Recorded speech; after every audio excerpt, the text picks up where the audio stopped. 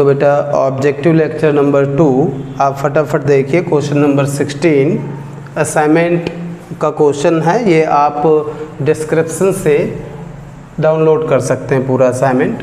तो देख लीजिए बच्चे, एक प्लेन दिया हुआ है, वाई जेड एक्स एक्सेस दिखाए गए हैं, कोऑर्डिनेट्स वर्सेस से दिखाए गए हैं। इलेक्ट्रिक फील्ड जो गिवन है इसमें E naught x cap, x cap एक तरह से है E naught i cap unit vector, ठीक है ना। कह रहा है इस एरिया से कितना फ्लक्स गुजर रहा होगा, ठीक है ना, एक्चुअली इलेक्ट्रिक फ्लक्स, ठीक है ना। तो आप इस एरिया वेक्टर निकाल लो, आपने फर्स्ट ईयर में पढ़ा होगा। अगर इसको ए वेक्टर कह लें, इसको बी वेक्टर कह लें, या कैपिटल ए कह लीजिए, क्योंकि स्मॉल ए का तो जिक्र कर रखा है क्वेश्चन में, इसको कैपिटल बी कह लीजिए, ठीक है ना। तो कैपिटल ए वेक्टर बेटा क्या आएगा, final point minus initial point, तो ये 0 आई कैप प्लस ए जे कैप प्लस 0 के कैप, ये फाइनल पॉइंट का पोजीशन वेक्टर है। माइनस इनिशियल तो 0 0 0 ही है, तो यही रहेगा। ऐसे ही बी वेक्टर बेटा क्या आ जाएगा, फाइनल पॉइंट माइनस इनिशियल तो 0 0 0 है, तो कोई असर नहीं है। ए आई कैप 0 जे कैप और ए के कैप। तो अगर इस पैरेललोग्राम का एरिया वेक्टर आप निकाल लें, एरिया एस वेक्टर, तो ये आएगा ए क्रॉस बी।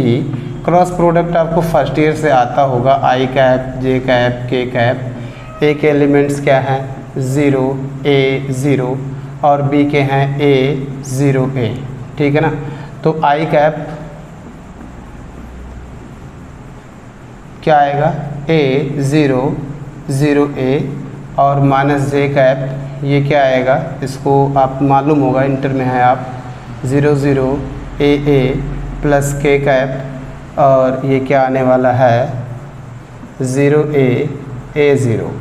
तो ये एरिया वेक्टर बच्चे क्या आएगा आपसे, आई कैप और ये ए स्क्वायर, बाकी ये सब 0 हो जाएंगे, ठीक है ना। तो ये एरिया वेक्टर आ गया। इलेक्ट्रिक फील्ड आपने पहले ही देख रखी है। तो फ्लक्स बच्चे, इससे बंधा हुआ फ्लक्स जो फॉर्मूला होता है ई डॉट एरिया वेक्टर, तो दोनों का डॉट लेना आपको आता होगा। आई के कोफिशिएंट्स मल्टीप्लाई कर लीजिए। जिन बच्चों को ना समझ में आए वो ऐसे देख लें, E naught i cap plus 0 j cap plus 0 k cap. E vector को आप ऐसे लिख सकते हैं, केवल आई है, 0 जे और 0 के आप लिख सकते हैं डॉट। इधर ए स्क्वायर आई cap plus 0 j cap plus 0 k cap, तो डॉट लेना आता है। इधर आई के साथ ई नॉट है और इधर ए स्क्वायर है, बाकी तो सब 0 0 हैं। तो फ्लक्स, इलेक्ट्रिक फ्लक्स बच्चे ये आ रहा है ई नॉट ए स्क्वायर, और ये सी ऑप्शन में लिखा हुआ है, तो सी ऑप्शन इस क्वेश्चन का करेक्ट है। नेक्स्ट क्वेश्चन देख लीजिए, क्वेश्चन नंबर 17, फटाफट रिवाइज करिए। ऑब्जेक्टिव तैयार करने से आपके न्यूमेरिकल पोर्शन थोड़े स्ट्रांग हो जाएंगे। देखिए क्वेश्चन नंबर 17, 3 स्फेयर गिवन है। आप देख लीजिए, ये छोटा स्फेयर है, उससे बड़ा ये है और ये सबसे बड़ा स्फेयर है, ठीक है बेटा। इसकी रेडियस r/2 है, इसकी रेडियस r है और इसकी रेडियस 2r है। ये क्वेश्चन में मेंशन किया गया है, डायग्राम भी बना है। इसमें q चार्ज है, इसमें 2q चार्ज है और इसमें 4q चार्ज है, और ये सारे चार्जेस यूनिफॉर्मली डिस्ट्रीब्यूटेड हैं, ठीक है। अब बच्चे पॉइंट दिए हैं, एक पॉइंट P है, इसके सेंटर से r डिस्टेंस पर, एक पॉइंट Q है, दूसरा पॉइंट P ही है, यहाँ पर इसके सरफेस पर है, यानी ये तो रेडियस r के बराबर डिस्टेंस पर होगा। और तीसरा पॉइंट P इसके अंदर है, यहाँ से r डिस्टेंस पर, यानी तीनों में सेंटर से r डिस्टेंस पर पॉइंट है P, ठीक है ना। यहाँ पर इलेक्ट्रिक फील्ड बच्चे E1 कह रहा है, यहाँ पर इलेक्ट्रिक फील्ड E2 कह रहा है, यहाँ पर इलेक्ट्रिक फील्ड E3 कह रहा है। तो आपको बताना है कौन सी इलेक्ट्रिक फील्ड बड़ी है, कौन सी ज़्यादा है, कौन सी कम है, यही सब बताना है। तो यहाँ देखिए पॉइंट बच्चे बाहर है, जब पॉइंट बाहर हो स्फीयर के तो इलेक्ट्रिक फील्ड कैसे निकालते हैं, इसके चार्ज को आप इसके सेंटर पर एज्यूम कर लीजिए Q, और फिर पॉइंट चार्ज वाला फॉर्मूला लगा दीजिए यहाँ पर E1 इलेक्ट्रिक फील्ड R। तो E1 बेटा क्या आ जाएगा 1/4 पाई एप्सिलॉन नॉट Q/r²। थोड़ा ध्यान रखिए। A2 ये पॉइंट भी बाहर है, नहीं ये पॉइंट भी बाहर है, इसमें चार्ज, अच्छा ये तो हो गया है। यहाँ देखिए सरफेस पर भी इलेक्ट्रिक फील्ड ऐसे ही निकाली जाती है, सारे चार्ज को आप सेंटर पर मान लें और यहाँ से r डिस्टेंस पर पॉइंट P दिया हुआ है, यहाँ पर इलेक्ट्रिक फील्ड E2 है। तो E2 बेटा क्या आ जाएगा 1/4 पाई एप्सिलॉन नॉट चार्ज 2Q/r², नहीं। और E3 बच्चे स्फीयर के अंदर है, और अंदर आपको मालूम है अगर हम इसको R कह लें, स्मॉल r, तो अंदर इलेक्ट्रिक फील्ड का फॉर्मूला आप ज़रा ध्यान दीजिए। ये तो आपने पॉइंट चार्ज वाले से निकाल लिया, इसके चार्ज को पॉइंट मान लिया सेंटर पे, इसके चार्ज को पॉइंट मान लिया सेंटर पर, नहीं, और फिर P पॉइंट पर इलेक्ट्रिक फील्ड का फॉर्मूला लगा दिए। ये तो आपको समझ में आ गया। अंदर वाले पॉइंट पर इलेक्ट्रिक फील्ड का फॉर्मूला ज़रा ध्यान दीजिएगा 1/4 पाई epsilon not total charge 4Q/2r का होल क्यूब इंटू r, ये फॉर्मूला होता है। ज़रा मैं इधर लिख दूँ, total charge E inside 1/4 pi epsilon not sphere के अंदर टोटल चार्ज अपॉन रेडियस का क्यूब इंटू r, ये फॉर्मूला होता है बच्चे इलेक्ट्रिक फील्ड का अंदर। हमने थ्योरी के दौरान इसको डेराइव भी कराया था, आपको नहीं याद आ रहा है तो आप वहाँ देख सकते हैं थ्योरी वाले वीडियो में।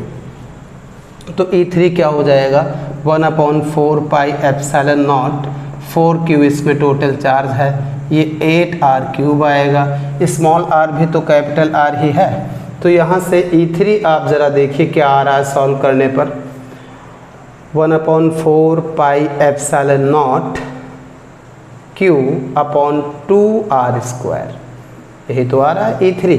अब बच्चे बताओ इसमें सबसे ज़्यादा इलेक्ट्रिक फील्ड कौन सी आ रही है, तो आप देखिए E2 सबसे ज़्यादा आ रही है, ठीक है, और इन दोनों में E1 सब उसके बाद है और सबसे कम E3 आ रही है। तो ये ऑप्शन देखिए किस में लिखा हुआ है, E2 सबसे ज़्यादा है, फिर E1, फिर E3 सबसे कम है, ये ऑप्शन नंबर C में लिखा है, तो C ऑप्शन इसका करेक्ट है।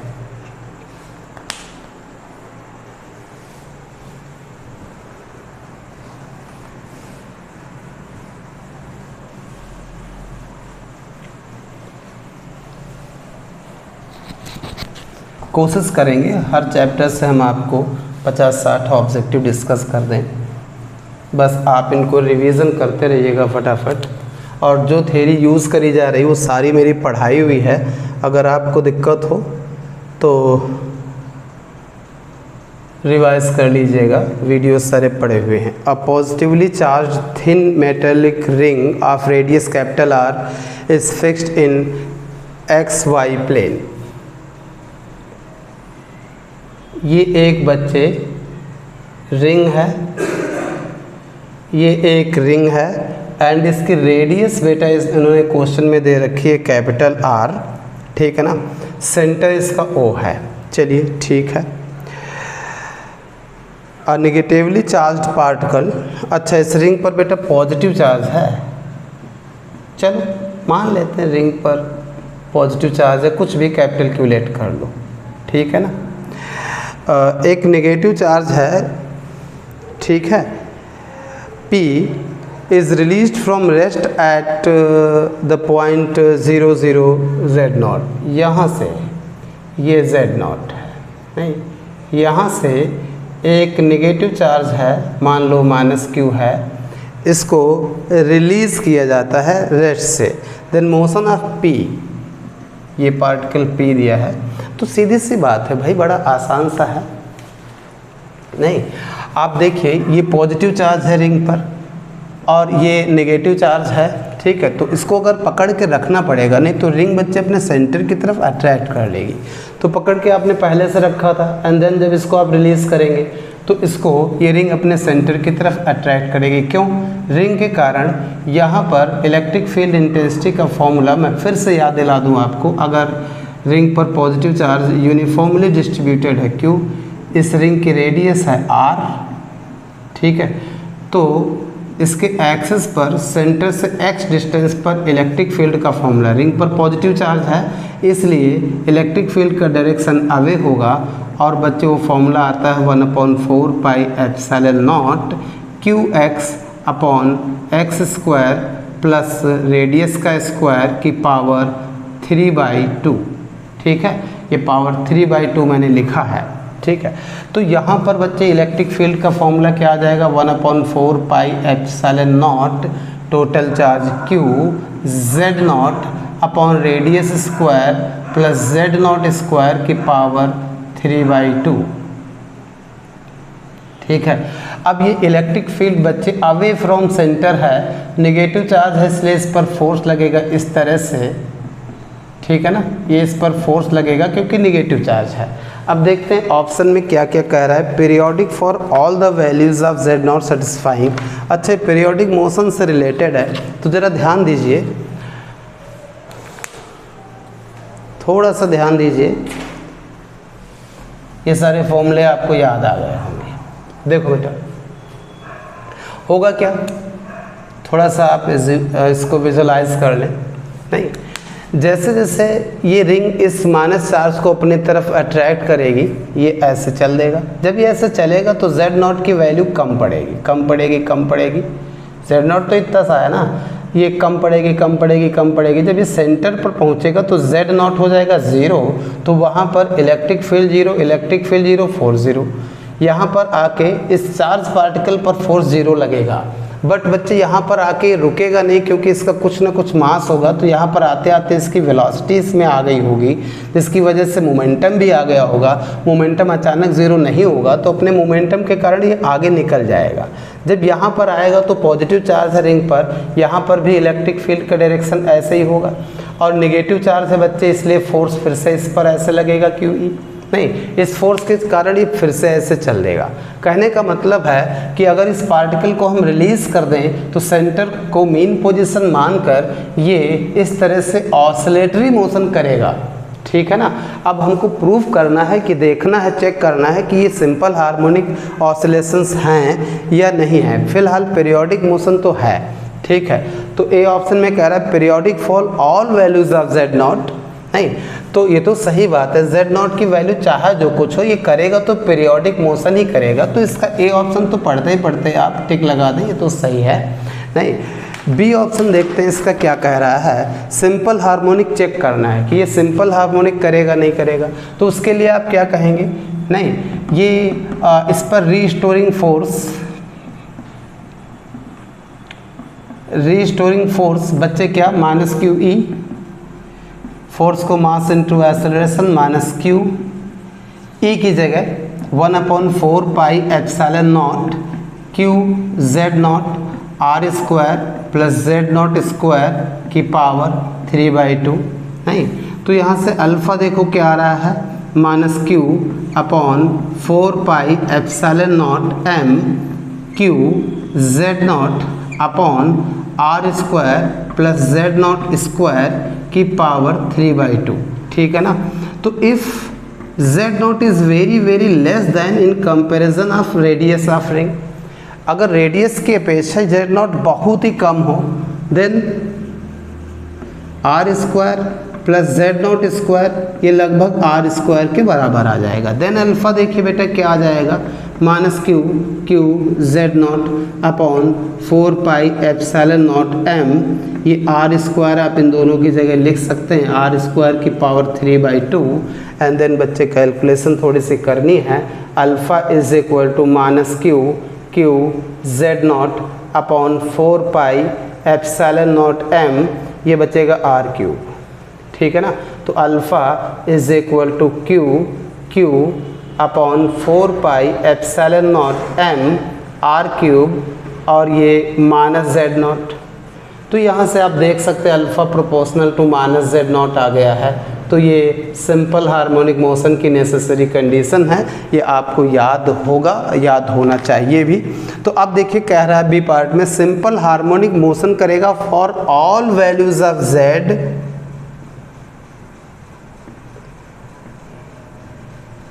कह रहा z 0 से r के बीच हो तो ये सिंपल हार्मोनिक मोशन करेगा। नहीं, ऐसा नहीं है। सिंपल हार्मोनिक मोशन ये तभी करेगा जब z नॉट r से बहुत छोटा हो। तो बी ऑप्शन इसका करेक्ट नहीं है, गलत है। अब कह रहा है सिंपल हार्मोनिक मोशन करेगा जब z not is very very less than r। हाँ जी, सी ऑप्शन इसका करेक्ट है, ठीक है ना। चलिए आगे देखते हैं। Next objective number 20। उम्मीद है आपका रिवीजन हो रहा होगा, जो फॉर्मूले आपके दिमाग से वॉश आउट हो गए हैं वो भी आपको अंदाज़ा लग रहा होगा कि किस टॉपिक को फिर से रिवाइज करने की ज़रूरत है। सारे पढ़ाए हुए टॉपिक हैं, सारे पढ़ाए हुए आर्टिकल हैं, बस आप इनको रिवीजन करते रहिए जिसकी आपको ज़रूरत लगे। क्वेश्चन नंबर 20 कह रहा, a non conducting solid sphere of radius capital R is uniformly charged. एक बच्चे स्फीयर है, नॉन कंडक्टिंग है, नहीं इसके रेडियस बच्चे R है, ये यूनिफॉर्मली चार्ज्ड है। चलो चार्ज कर लो,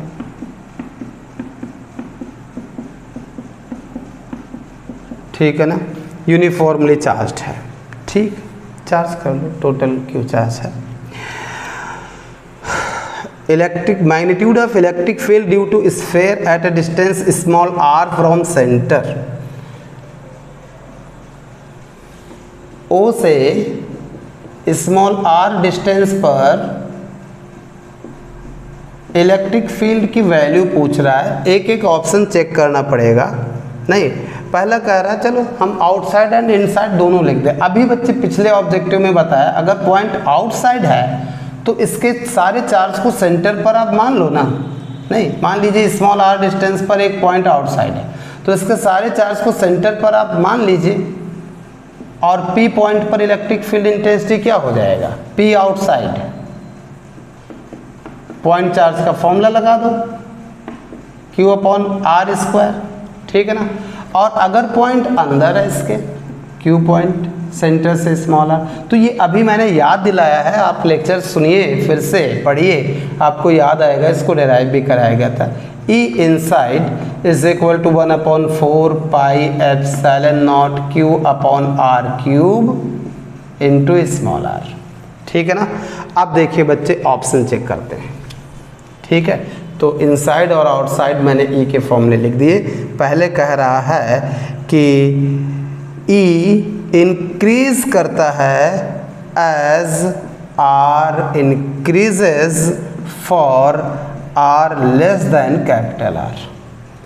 R is less than capital R, R is less than capital R का मतलब है रेडियस कैपिटल R है, स्मॉल r जो है रेडियस से छोटा यानी पॉइंट अंदर।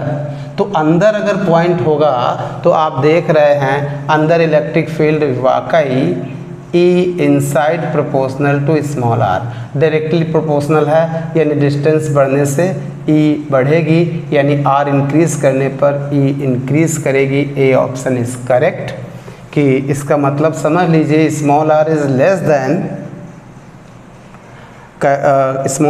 देन कैपिटल R, तो कैपिटल R तो इसकी रेडियस है ना, स्मॉल r इतना हो कैपिटल R इतना है, तभी तो लेस देन आएगा, मतलब पॉइंट अंदर है। तो ए ऑप्शन सही है।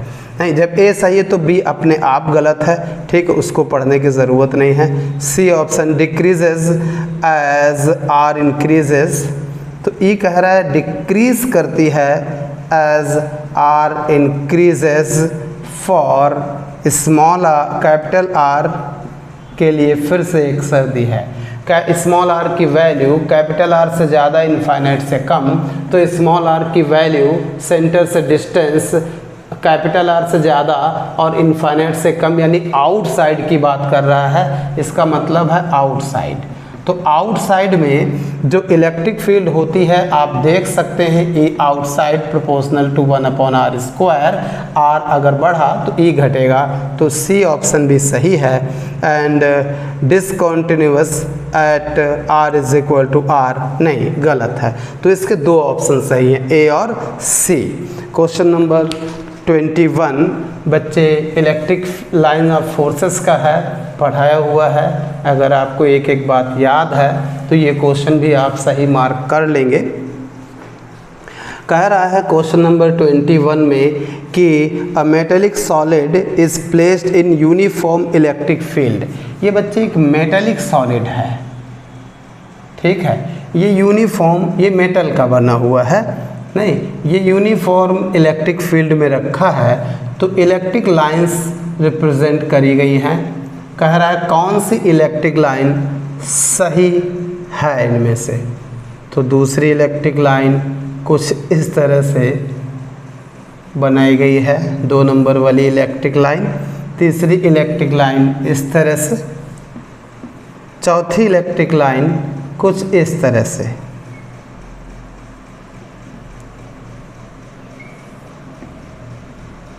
अब देखिए क्यों गलत है, ये इसलिए गलत है, आप देख सकते हैं सरफेस के साथ ये एक्यूट एंगल बना रही है। ये इलेक्ट्रिक लाइन मेटेलिक सरफेस के साथ एक्यूट एंगल यानी हिंदी में कहते हैं न्यून कोण बढ़ा रही है। जबकि आप जानते हैं मेटल का सरफेस इक्विपोटेंशियल सरफेस होता है और इलेक्ट्रिक लाइंस जो होती है इक्विपोटेंशियल सरफेस के परपेंडिकुलर होती हैं। तो इलेक्ट्रिक लाइंस हमेशा परपेंडिकुलर होती हैं इक्विपोटेंशियल सरफेस, नहीं, तो ये इसलिए गलत है क्योंकि ये इलेक्ट्रिक लाइन की प्रॉपर्टी लाइन नंबर 1 फॉलो नहीं कर रही है। ये मेटल का सरफेस इक्विपोटेंशियल सरफेस होता है और इलेक्ट्रिक लाइन इस सरफेस के परपेंडिकुलर होना चाहिए, और देखने से नहीं लग रहा है कि थीटा पर 90 डिग्री है, यानी ये लाइन इसके परपेंडिकुलर नहीं है। तो पहली लाइन गलत रिप्रेजेंट करी गई। दूसरी लाइन इसलिए गलत है कि बच्चे मेटल के अंदर इलेक्ट्रिक फील्ड 0 होती है और चार्ज भी 0 होता है, ये प्रॉपर्टी आप पढ़ चुके हैं, ठीक है। तो जहाँ इलेक्ट्रिक फील्ड 0 वहाँ इलेक्ट्रिक लाइन एग्जिस्ट नहीं करती, इसलिए दूसरी लाइन भी गलत है, ठीक है। तीसरी वाली फिर से वही दूसरा लॉजिक है। ये चौथी वाली सही है, सरफेस के परपेंडिकुलर अंदर जा भी नहीं रही है। तो आसान क्वेश्चन था, ठीक है।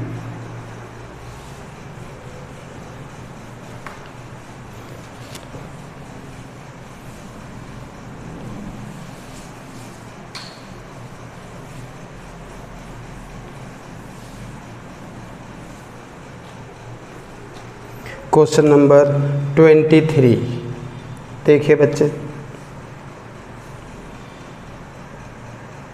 ये Q1 चार्ज है और ये Q2 चार्ज है, ठीक है। इलेक्ट्रिक लाइंस शो करी गई हैं, इसमें इलेक्ट्रिक लाइंस आ रही हैं इस तरह से। तो ये ऐसे आ रही है इधर, ठीक है।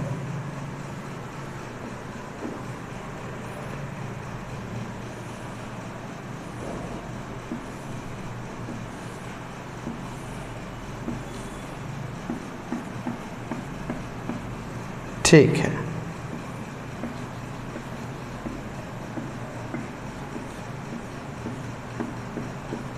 ठीक।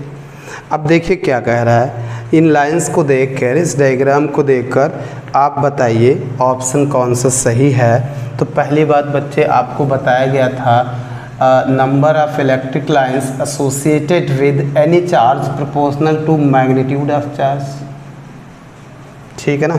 अगर किसी चार्ज से नहीं एसोसिएटेड लाइंस ज़्यादा हैं तो बच्चे चार्ज का अमाउंट ज़्यादा, और एसोसिएटेड लाइन कम तो चार्ज का अमाउंट कम। तो यहाँ से देख लीजिए बच्चे, नहीं, इससे कितनी लाइंस हैं, 1 2 3 4 5 6 7 8 9 10 11 12 13 13 लाइंस, 13 लाइंस इससे जुड़ी हैं, और इससे 3 3 6 7 8 9, तो इससे कम लाइन से इससे ज़्यादा लाइन है, इसका मतलब चार्ज का मैग्नीट्यूड जो Q1 का है वो Q2 से ज़्यादा है। देख लीजिए ये आराम से ए ऑप्शन में आपको मिल जाएगा, ए ऑप्शन इसका करेक्ट है। एंड देन बच्चे साइन का भी पता कर सकते हैं, Q1 से लाइंस बाहर निकल रही इसलिए ये पॉजिटिव चार्ज है और इसके अंदर आ रही इसलिए ये नेगेटिव चार्ज है। नहीं, यानी एक तरह का ये नेगेटिव चार्ज है, इसको -Q1 कह लीजिए, और ये पॉजिटिव चार्ज है +Q2 कह लो। नहीं तो 3 3 6 13 इधर थी, 3 3 6 3 9 9 इधर है। अगर इसको प्लस का 13x कूलम कह लें तो ये माइनस का 9x कूलम। मैंने ऐसे ही एज्यूम कर लिया, ये चार्ज ज़रूरी नहीं है इतना ही हो। ठीक है, अब कह रहा है एट ए और बी ऑप्शन में तो यही लिखा है कि इसका मैग्नीट्यूड ज़्यादा होगा, तो आपको आराम से ए ऑप्शन मिल जाएगा। सी ऑप्शन देख लीजिए, at a finite distance to the left of Q1 the electric field is 0, this is Q1, this is Q2। Q1 के लेफ्ट साइड में इलेक्ट्रिक फील्ड 0 नहीं, इलेक्ट्रिक फील्ड बच्चे इन दोनों को मिलाने वाली लाइन के किधर 0 होगी, तो उसके लिए आपको बताया जा चुका है, थ्योरी याद करिए। नहीं, अगर दोनों पॉजिटिव पॉजिटिव होते या दोनों नेगेटिव नेगेटिव होते तो इसके बीच में कहीं पर होती, वाई डिस्टेंस लेट कर लेते, आ जाता।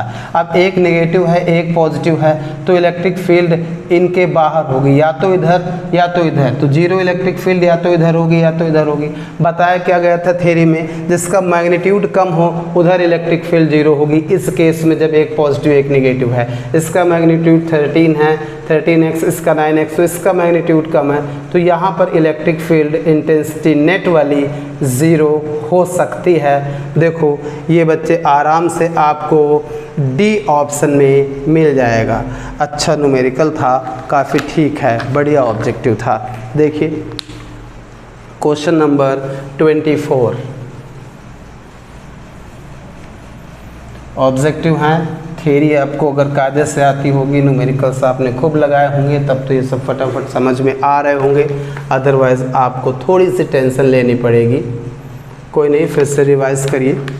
अ spherical metal shell capital A radius RA है and capital B radius RB है। RA बड़ा है भाई, ये A है और ये B है, इसकी रेडियस बच्चे RB है और इसकी RA है। ये क्वेश्चन में गिवन है कि RA ज़्यादा है RB कम है, इसलिए मैंने पहले वाले को थोड़ा सा बड़ा दिखाया है।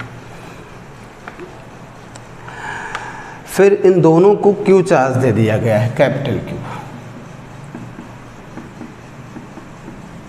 दोनों को कैपिटल Q चार्ज दे दिया गया है। कोई नहीं, देखते हैं क्या कह रहा है। Now they are connected by a thin metal wire. अब इसको जैसे ही आप थिन मेटल वायर से कनेक्ट करेंगे, आपको पता है चार्ज का फ्लो होगा किधर से किधर, from high potential to low potential. तब तक होगा जब तक दोनों का पोटेंशियल सेम ना हो जाए। नहीं तो दोनों का पोटेंशियल तब तक फ्लो होगा जब तक दोनों का पोटेंशियल सेम ना हो जाए। नहीं तो मान लो इस पे चार्ज बचा कितना, QB, और इस पर चार्ज बचा कितना, QA। तो पोटेंशियल तो मान लो VV हो गए, क्योंकि ये चार्ज का फ्लो तब तक होगा तब तक दोनों का पोटेंशियल सेम ना हो जाए। तो मान लो जितना चार्ज फ्लो होना था हो गया, अब पोटेंशियल सेम हो चुका है RB और इसकी रेडियस RA, पोटेंशियल सेम हो चुका है। नहीं तो आप पोटेंशियल सेम करके दिखा दीजिए। इसका पोटेंशियल होगा 1/4 पाई एप्सिलॉन नॉट क्या QA अपॉन RA, और इसका पोटेंशियल होगा 1/4 पाई epsilon not QB upon RB। दोनों का पोटेंशियल सेम हो गया है, कंडक्टिंग वायर से आपने जोड़ा है। फिर से सुन लीजिए कंसेप्ट, चार्ज का फ्लो होगा तब तक चार्ज का फ्लो होगा जब तक दोनों का पोटेंशियल सेम ना हो जाए। हम मान रहे चार्ज का जितना फ्लो होना था हो गया, फाइनल चार्ज A वाले पर QA और B वाले पर QB बचा है और दोनों का पोटेंशियल सेम हो चुका है, तो मैंने पोटेंशियल सेम करके दिखाया है। ठीक है, ये कैंसिल आउट हो जाएगा। नहीं, यहाँ से QA अपॉन QB इज़ इक्वल टू क्या आ जाएगा, RA अपॉन RB। ठीक है ना। अब देखते हैं ज़रा ऑप्शन पढ़ते हैं। कह रहा है Q A is more than Q B, यानी क्यू ए क्यू बी में कौन ज़्यादा होगा। देखो बच्चे इधर का रेशियो इन रेशियो के बराबर है, ठीक है ना। तो इधर देखो आर ए ज़्यादा है आर बी से, तो इधर भी तो क्यू ए ज़्यादा होगा क्यू बी से। तो इस रिज़ल्ट से ही आप समझ पा रहे होंगे कि Q A is more than Q B. फिर से समझ लीजिए, इधर देखो रेशियो में कौन ज़्यादा है, ऊपर वाला ज़्यादा है नीचे वाला कम है, आर ए ज़्यादा है आर बी कम है, तो इधर भी ऊपर वाला ज़्यादा होगा नीचे वाला कम होगा। खैर इसका बी ऑप्शन में यही लिखा है, ये करेक्ट है, ठीक है। इलेक्ट्रिक फील्ड इनसाइड, यार इनसाइड इलेक्ट्रिक फील्ड तो दोनों में ज़ीरो होगी। अभी तो मैं बता चुका हूँ मेटल के अंदर इलेक्ट्रिक फील्ड, चार्ज मेटल के अंदर, ये दोनों ज़ीरो होंगे। तो इसका भाई साहब ए ऑप्शन भी आपका सही है, ठीक है ना।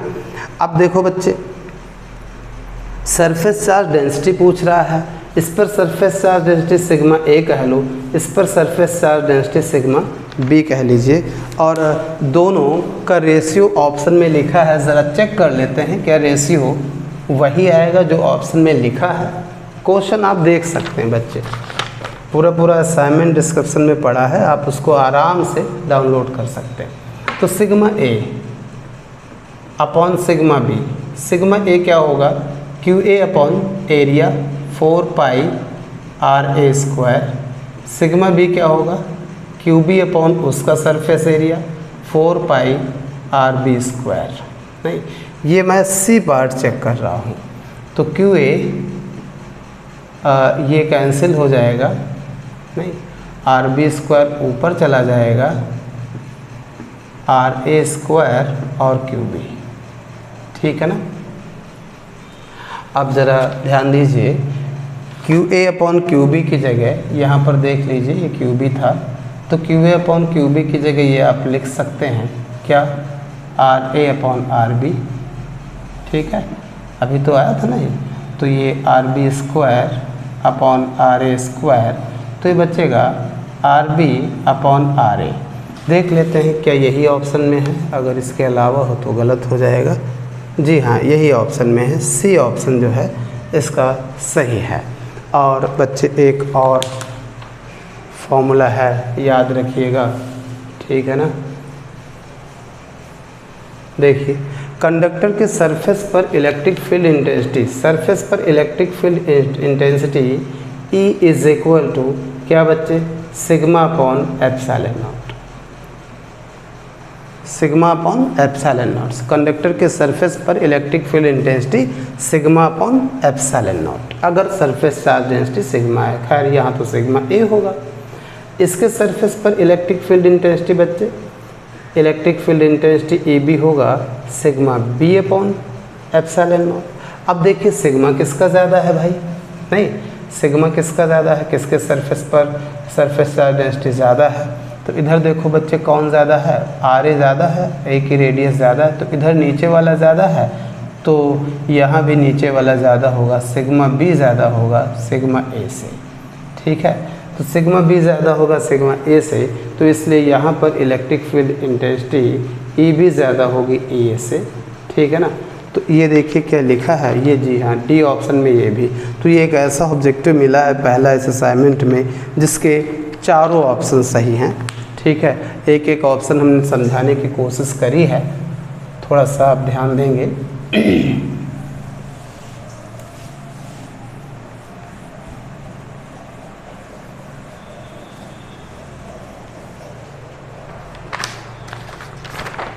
एक और क्वेश्चन है बच्चे, पीछे छूट गया था, क्वेश्चन नंबर 15।